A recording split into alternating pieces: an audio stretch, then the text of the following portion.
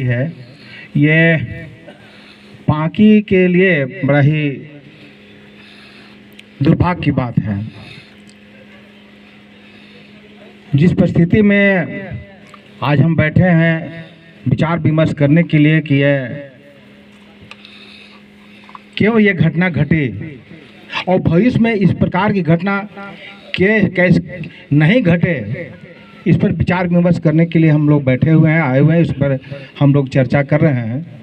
और बहुत सारी बातें आ गई हैं, लेकिन कुछ बिंदु पर है सो हम जरूर प्रकाश डालना चाहेंगे जो दबे जुबान से लोग नहीं बता पाए, और कुछ है सो बताना भी सम्मानित मंच को, चूँकि पूरे सरकार की पूरी टीमें यहाँ पर उपस्थित हैं, इससे सरकार तक और यह मैसेज जाएगा और लोगों को भविष्य में इस प्रकार से घटना नहीं घटे, इसलिए इस पर रणनीति भी बनाएगी सरकार, प्रशासन के लोग। हम जानते हैं कि जो भी आज तक त्यौहार हुआ है, चाहे वह मुस्लिम भाइयों का ईद हो, बकरीद हो, और कहिए मुहर्रम हो, या हिंदू भाइयों का दशहरा हो, दिवाली हो, या कहीं महाशिवरात्रि हो, या फिर और छठ तक है सब त्यौहार हो, इस सभी त्यौहार को मिल करके हम लोग एक दूसरे को बधाइयाँ देते हुए सो मनाते थे। यही हमारा इस लोकतंत्र का खुशबू था, और खुशबू को हम लोग बनाए रखते थे। और हमें कभी विश्वास नहीं था कि पांकी में भी इस प्रकार से कोई घटना घट सकती थी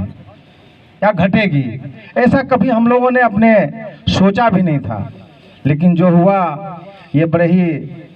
दुर्भाग्यपूर्ण घटना घटी है, और अब इस घटना को शांतिपूर्ण तरीके से इसको समाप्ति की ओर ले जाने का और शांतिपूर्ण तरीके से समाप्त करने का जो प्रशासन ने अपने सूझबूझ को काम किया है, डीसी साहब से लेकर के एसपी साहब तक इनकी पूरी टीम ने,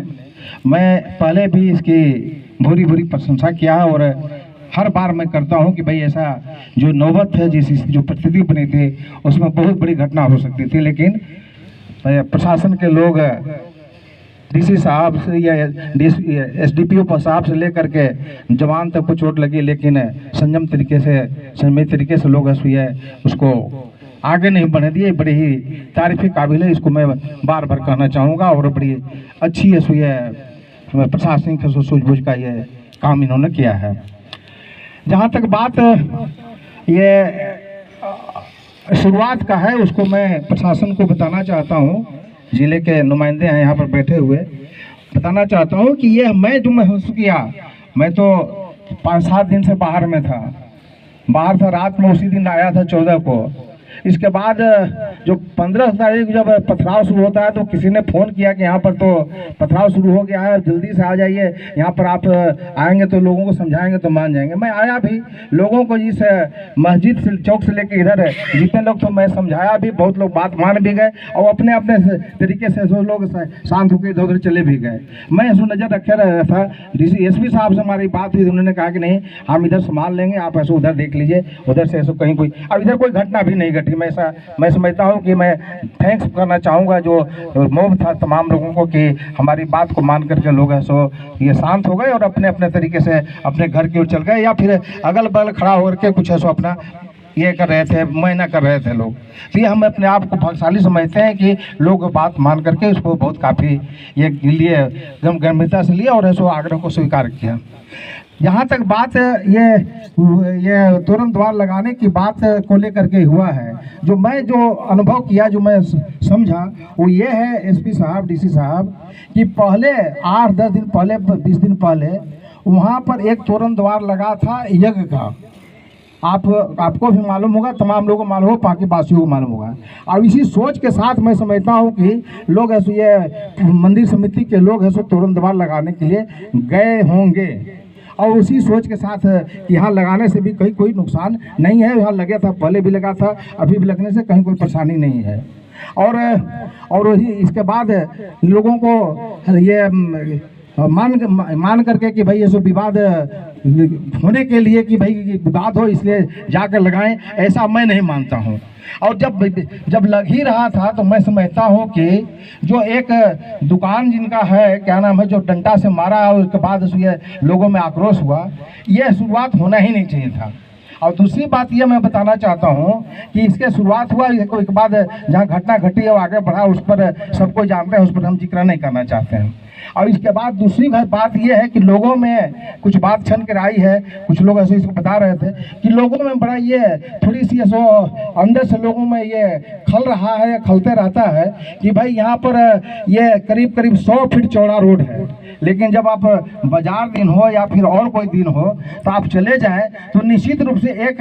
टेम्पू और दूसरा टेम्पू ऐसे बगल करके नहीं जा सकता है, इतनी है सो इंक्रोचमेंट होती है। तो मैं समझता हूँ कि ये जितना रोड है उसको तो एकदम ऐसा क्लियर होना चाहिए, चाहे कर्पूरी चौक से लेकर के आप आगे तक जहाँ भी होना चाहिए। और इसका भी और साथ ही साथ है लोगों में ये है सोच है कि भाई ये जब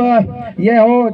ये शादी ब्याह हो या जलसा हो वो पूरे को ऐसा घेर देते हैं, तो हम ऐसा एक ये लगा ही देंगे तो क्या होगा। तो ये इस पर ऐसा कुछ प्रशासन का दिशा निर्देश आना चाहिए कि हम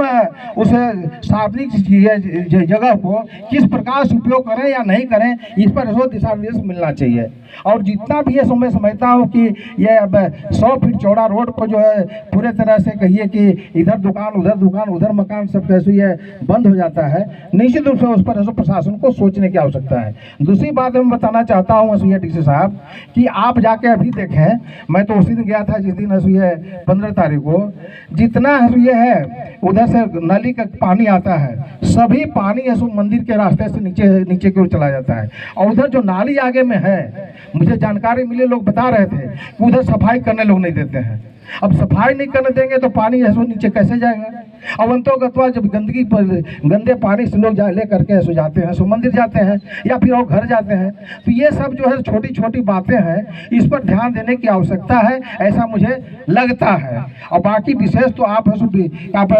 ये देखेंगे तो महसूस होगा कि हाँ ऐसा होना चाहिए। और दूसरी बात है कि नाली है तो नाली को तो सफाई होना ही चाहिए, चाहे ये सफाई जो भी करे, लेकिन जब तक नहीं होगा तब तक तो हो जाएगा ही पानी गंदा की ओर, नीचे की ओर, और नीचे की में मंदिर है। और दूसरी बात ये है कि वो तो सफाई होना चाहिए, रोड साफ होना चाहिए, एकदम क्लियर होना चाहिए, जिससे कि ऐसा इंक्रोचमेंट नहीं हो और आने जाने में परेशानी नहीं हो, लोगों को ऐसी असुविधा नहीं हो। और दूसरी बात ये, जब कभी भी मैं तो ये कहूँगा कि भाई शादी ब्याह हो चाहे कुछ भी हो, सार्वजनिक जमीन जगह है, जब ऐसी किसी का रैती जमीन नहीं है तो उसको तो बंद नहीं होना चाहिए, एकदम क्लियर कट बात है। और जब बंद ही कर रहे हैं तो कम से कम आने जाने के लिए, चाहे दिल्ली हो चाहे रांची हो, हम लोग देखते हैं आने जाने के लिए कम से कम 10 फीट जगह छोड़ दिया जाता है, निश्चित है। और जब 100 फीट चौड़ा जमीन है, ये जगह है वहाँ पर, तो थोड़ा इधर थोड़ा उधर करके लगा ले, बीच में अपना आए जाए, इसमें कहीं कोई किसी को आपत्ति नहीं होना चाहिए। लेकिन ये जानबूझ करके कि भाई ये हमारा ये दुकान है, हमारे दुकान के सामने जो है वो हमारा ही है, जैसा अभी मुमताज भाई बता रहे थे कि लोग समझते हैं कि ये दुकान है, दुकान के सामने है, सारा हमारा ऐसा रैती हो गया। तो ये रैतीपन वाला सोच जो है इसको बदलने की आवश्यकता है। और दूसरी बात है कि जितना दुकान है, दुकान के सामने जितना जमीन है या जितना खाली जमीन है, उसको टोटल है कि जेसीबी लगा के एकदम रोड चौड़ा करने की आवश्यकता है, प्रशासन उस पर कार्रवाई करे। और इसके बाद जो अभी बात आई थी कि ये जो मंदिर और ये क्या नाम है, ये से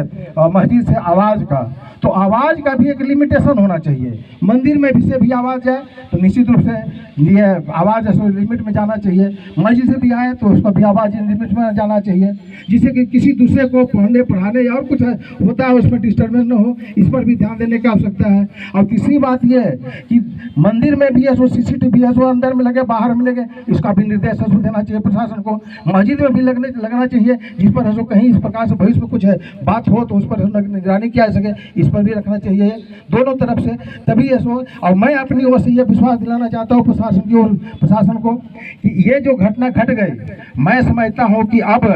बाकी में किसी कीमत पर है यह पार्टी में विधानसभा में इस प्रकार से घटा नहीं घटी, इसकी मैं जवाबदेही लेता हूँ। अब ये कभी सभी लोग जिस प्रकार से लोकतंत्र के खुशबू को बनाए रखे हुए हैं, सब मिलजुल कर हम लोग बनाएंगे और इसके बाद में हम लोग मिलजुल करके ऐसे आगे ऐसे बढ़ेंगे। अब इन्हीं शब्दों के साथ आपने जो बुलाया शांति समिति को, मैं आपसे आग्रह करना चाहूँगा कि सब लोग मिल करके, सबों की शांति प्रिय जीव है, सब लोग शांति ऐसी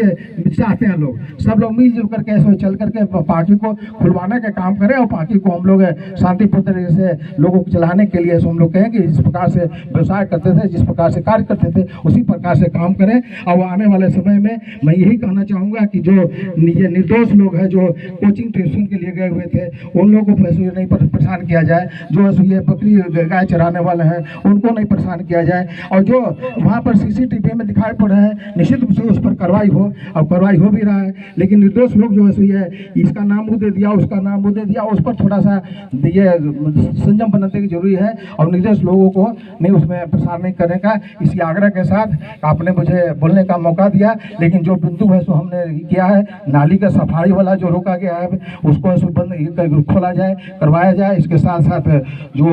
और 2-3 बिंदु है हमने रखा है उस पर विचार करते हुए इस पर ये कार्रवाई किया जाए। और इन्हीं शब्दों के साथ अपनी बात को करता हूँ। बहुत बहुत धन्यवाद।